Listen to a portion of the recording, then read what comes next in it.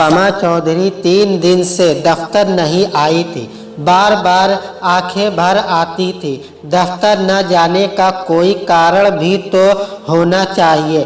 बीमारी, बच्चों की बीमारी, मेहमानों का आना आदि, पर ऐसा कोई कारण तो नहीं था। इसलिए उसने कार्यालय में सूचना नहीं भेजी थी और न ही वहां फ़ोन किया था। बस 3 दिन से सोफे पर पड़ी सोचे जा रही थी कि क्या उसे दफ्तर जाना चाहिए, पर इससे भी अधिक चिंता उसे इस बात की थी कि अभी टेलीफोन की घंटी बजेगी और गोपाल वर्मा उससे पूछेंगे, सुषमा ठीक तो हो, दफ्तर क्यों नहीं आ रही, बच्चे तो ठीक हैं। अगर कोई ज़रूरी काम था तो टेलीफोन पर ही सूचना दे देती।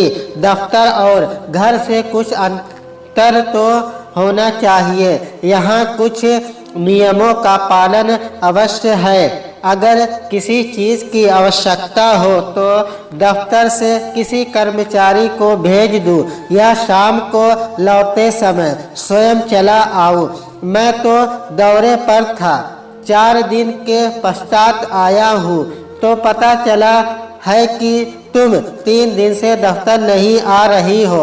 और सिर को दोनों हाथों से दबोचे वह सोचने लगी कि अगर घंटी बजे तो वह इन प्रश्नों का क्या उत्तर देगी। उसे कुछ सूझ नहीं रहा था। वह सिर को यूं दबा रही थी मानो दिमाग को निचोड़ डालना चाहती हो, ताकि उसमें ऐसी व्यर्थ बातें आए ही नहीं। पर प्रश्न तो ये था कि उसने दफ्तर में नौकरी करने या परेशानी मोल ही क्यों ली थी। उसे किसी वस्तु का अभाव नहीं था। रहने के लिए अच्छा फ्लैट था जिसे उसने खूब भली प्रकार से सजा रखा था। पति की पेंशन से अच्छी गुजार हो जाती थी। 3 सुंदर और स्वस्थ बच्चे थे। यह खुद ऐसा अच्छा जीवन व्यतीत करती थी कि 40 वर्ष की होने पर भी कोई उसे 3 बच्चों की मां नहीं कह सकता था। वह अफसरों के क्लब की सदस्य थी और अपने पति के मित्रों और उनकी पत्नियों में लोकप्रिय थी। समय व्यतीत करने के लिए उसने कई प्रकार के जंगली पौधे लगा रखे थे। कभी चित्र भी बनाती और कभी किताबें लाकर पढ़ा सकती। बच्चे अब उस पर अधिक निर्भर नहीं थे। बड़ी लड़की निशी, जो उसकी जवानी के दिनों की प्रतिभा दिखाई देती थी, जब कॉलेज चली गई थी। दोनों लड़के स्कूल में थे। सुषमा अपने आप को घर के कामों में व्यस्त रखने का यत्न करती, फिर भी उसका मन उचाट रहता था। पति के जीवन में वह जिस प्रकार के दैनिक सुख सुविधा के जीवन की आदी हो चुकी थी, उसका कोई निशान भी बाकी नहीं था।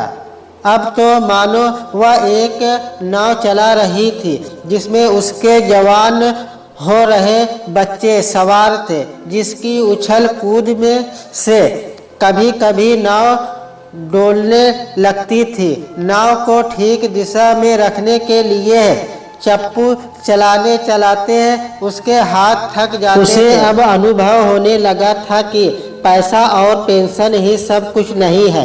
उसे समय बिताने के लिए किसी निश्चित कार्यक्रम की भी आवश्यकता है। जीवन में कोई ऐसा साथ भी होना चाहिए जिससे वह सुख दुख बांट सके, जिससे वह कठिन घड़ियों में परामर्श कर सके, जो बच्चों की देखभाल में उसका साथ दे।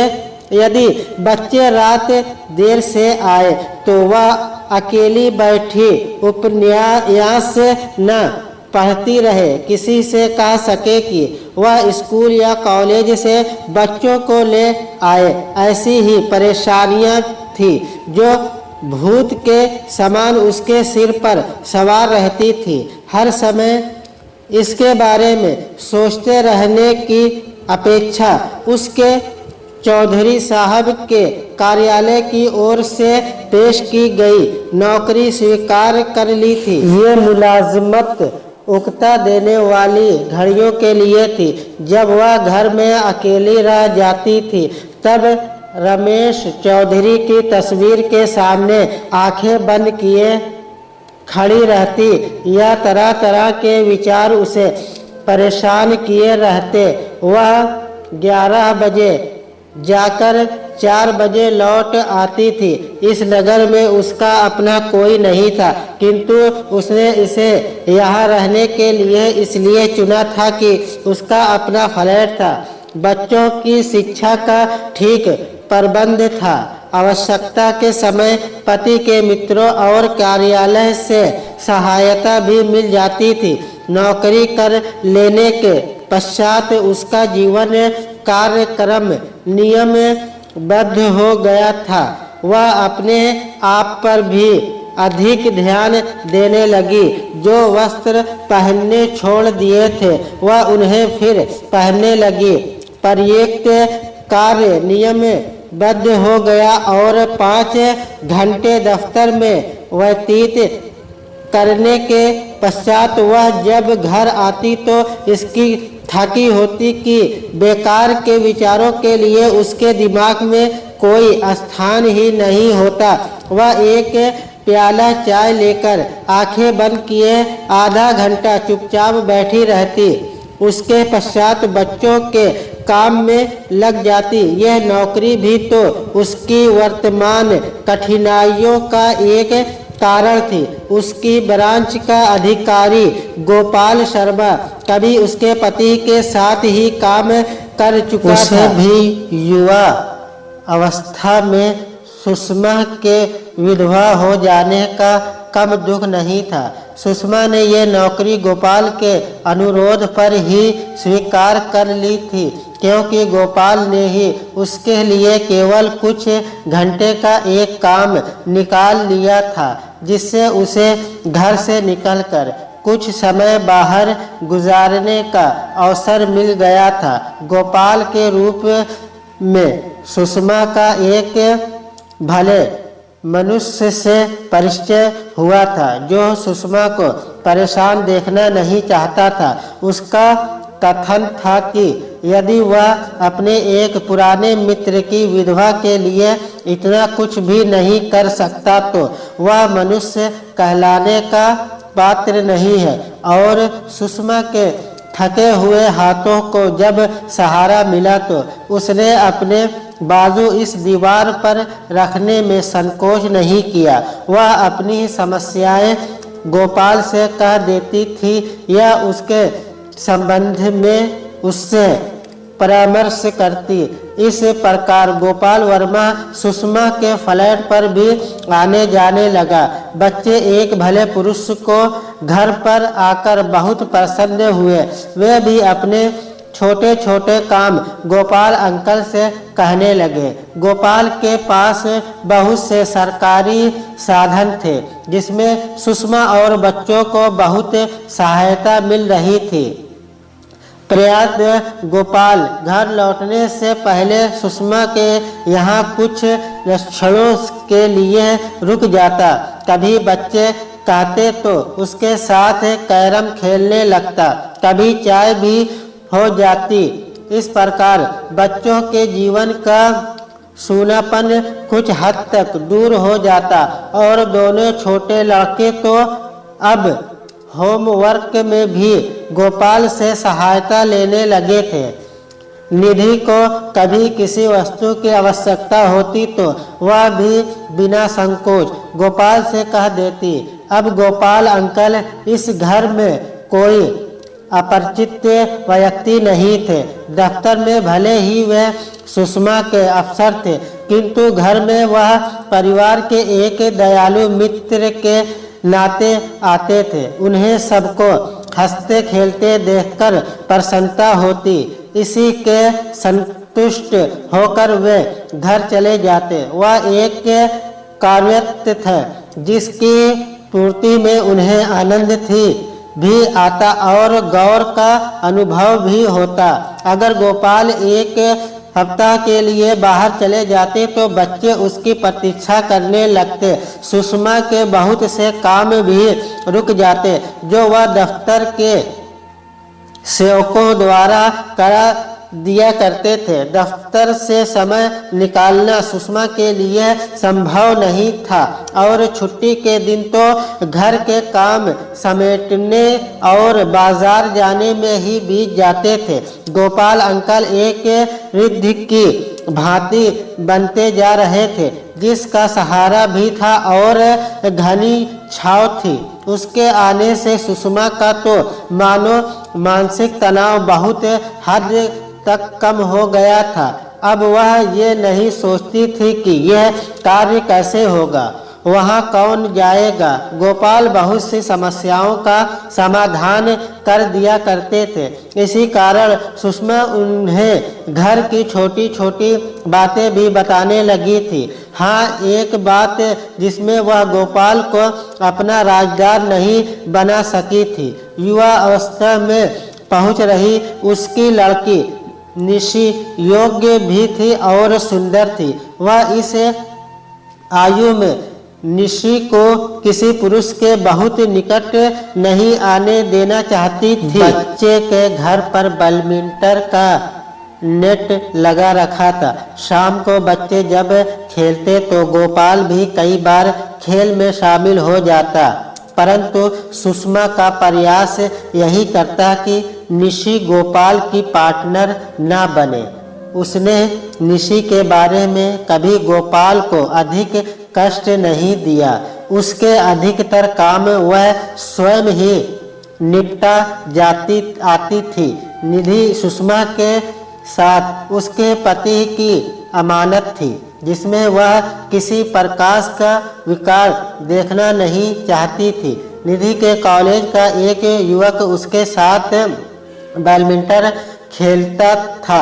अच्छा सुंदर लड़का था। सुषमा को निशी के उससे मिलने पर अधिक आपत्ति नहीं की। एक दो बार रंजीत निशी को अपनी कार में घर छोड़ने आया तो सुषमा ने बुरा नहीं माना, पर जब निशी रंजीत के घर जाने लगी तो सुषमा के कान खड़े हुए। यदि देर तक रुकना हो तो निशी वहाँ से फ़ोन कर देती। सुषमा को यह पसंद नहीं था। वह इस कली को फूल बनने से पूर्व भटकने देना नहीं चाहती थी। इसलिए वह यही चाहती थी कि यदि निशी को रंजीत से कभी मिलना भी हो तो वह उसे अपने ही घर बुला लिया करे।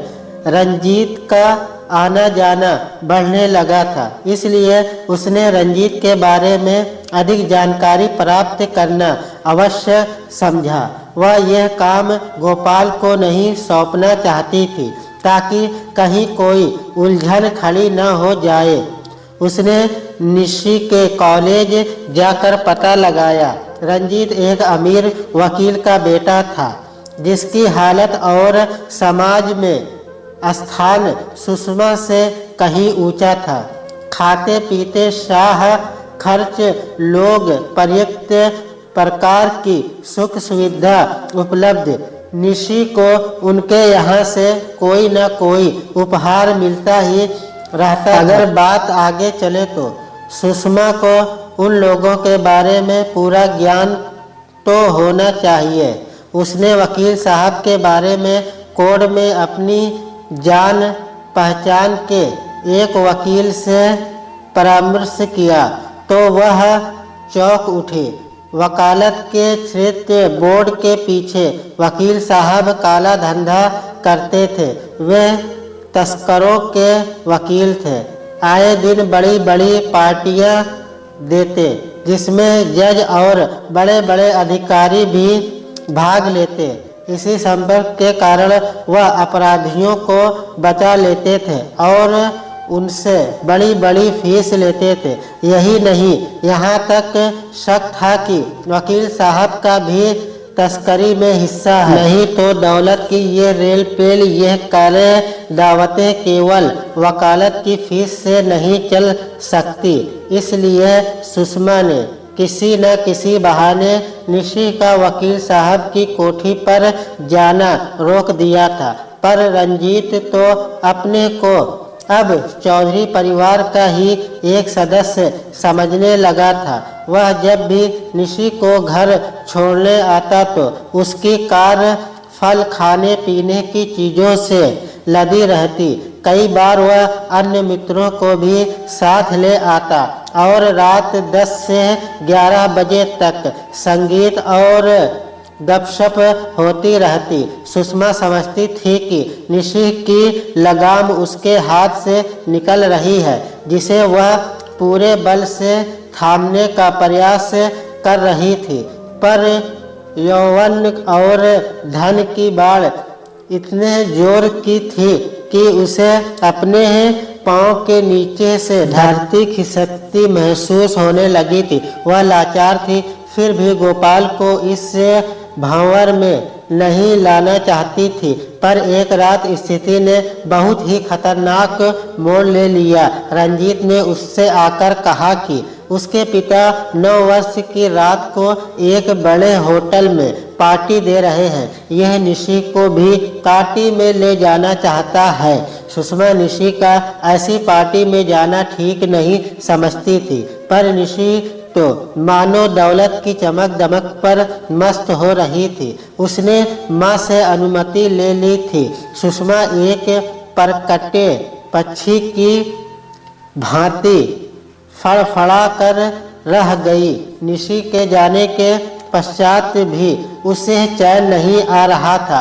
वह वेशभूषा बदल कर उसी होटल में हो रहे एक औरत समारोह में भाग लेने चली गई। सुषमा होटल की बालकनी में खड़ी खाना खा रही थी।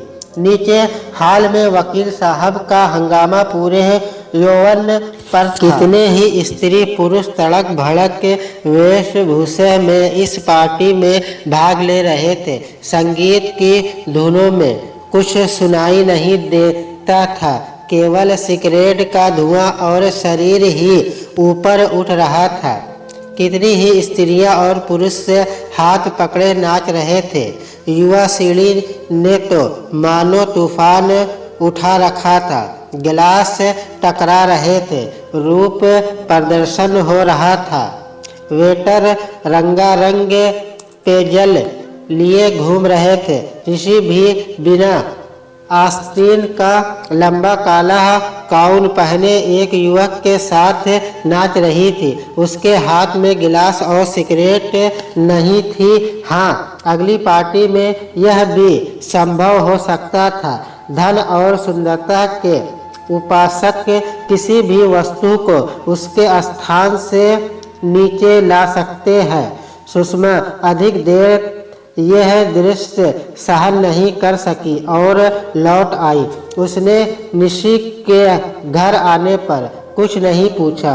2 दिन के पश्चात रंजीत उसके यहाँ शाम को चाय पीने आया। उसके जाने के पश्चात सुषमा ने निशी से 2 टूक कह दिया, मैं नहीं चाहती कि रंजीत कभी हमारे घर आए। निशी यह वाक्य सुनकर चौंक सी गई।